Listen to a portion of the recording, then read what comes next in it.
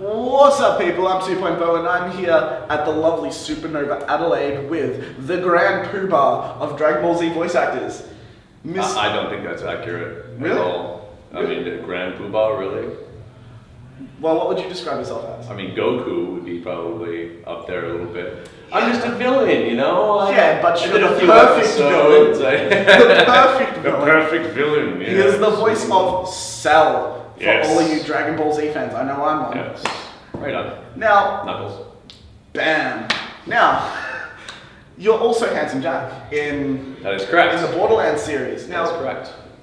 you go from a Dragon Ball Z, which is a huge anime franchise, widely known around the world, to Borderlands, which started out a little bit like smaller, but now has blown up massively. Yeah, they've done pretty well for themselves. What was it like, the comparison to being brought into a franchise that was already huge to being in a franchise that just gradually got enormous? I mean, lots of stuff that I've done that nobody will ever even hear about. So, it's just great to be a part of something that's people dig, and it was a hell of a lot of fun doing it. So, I don't think about stuff like that. Is it a big thing? Is it a little thing?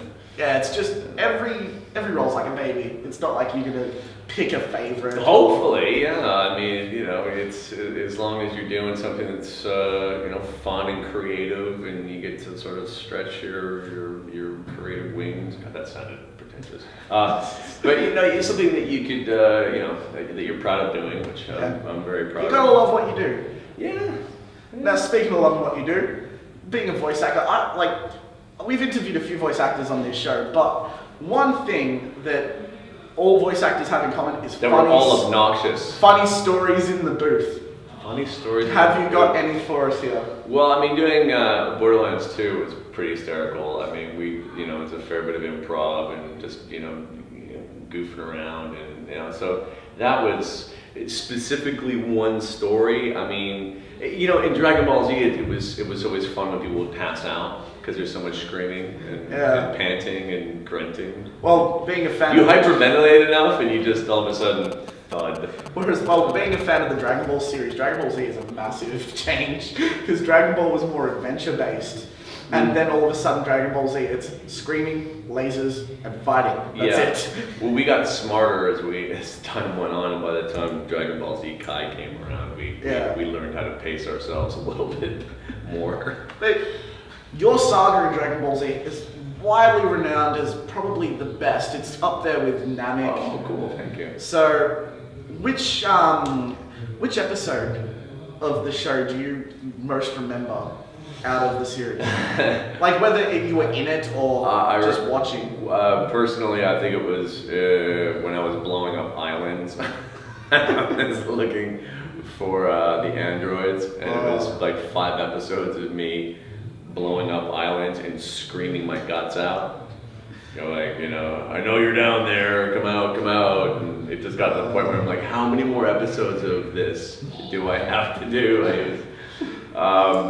But yeah, I think that's probably what stands out. So which version do you think is the most frightening of Cell? Well, I tried to make the first one the most spooky because it was that kind of introduction to him and make him a snake. I tried to make it sound like who was the actress that did the Linda Blair voiceover in The Exorcist. Her name was Mercedes something. And so I tried to emulate that. That was probably. I don't really think Cell's third version was all that scary. It was just sort of cocky and entertaining. Pompous. There was not too many moments where you're like, oh, I'm terrified. It probably wasn't until Goku decided to punch the android out of it. That was an interesting little moment, wasn't it? Yeah. Wasn't expecting that. Yeah. Now I gotta ask, who was the ultimate Super Saiyan? Chris Sabat or Sean Schmel? Oh, I'm gonna go with Sabat on that one. But, it's like just because Sabat entertains me so much. The man is basically every voice in the show. I know, and the poor guy, like his voice just stops working eventually. Like he had his ear, nose, and throat doctor on speed dial when we were doing that. Well, it was wonderful talking to you. And We gotta see you again sometime. You gotta come If down. you don't know what I'm doing right now, okay, what was your name again? Adam, you broke the fourth Adam. wall. That's No, I always breaking do my that. heart. You're I breaking my always heart. do that. He's giving us the countdown. It's like that. You get the guy behind the camera doing it like this. You're like, how am I not supposed to notice that? Oh, now we have to call in someone to fix the fourth wall. No, leave it. You have to leave it. Uh, It's the behind the scenes. Well, it's awesome talking to you, mate. And Nice to talk you to got, you got to come down to Melbourne. Melbourne's missing. All I need is an invitation, man, and a plane ticket, because SupaNova 2014. I can't swim. It's too far. Well, I've been 2.0 here with Dameon Clarke. Catch you on the flip side.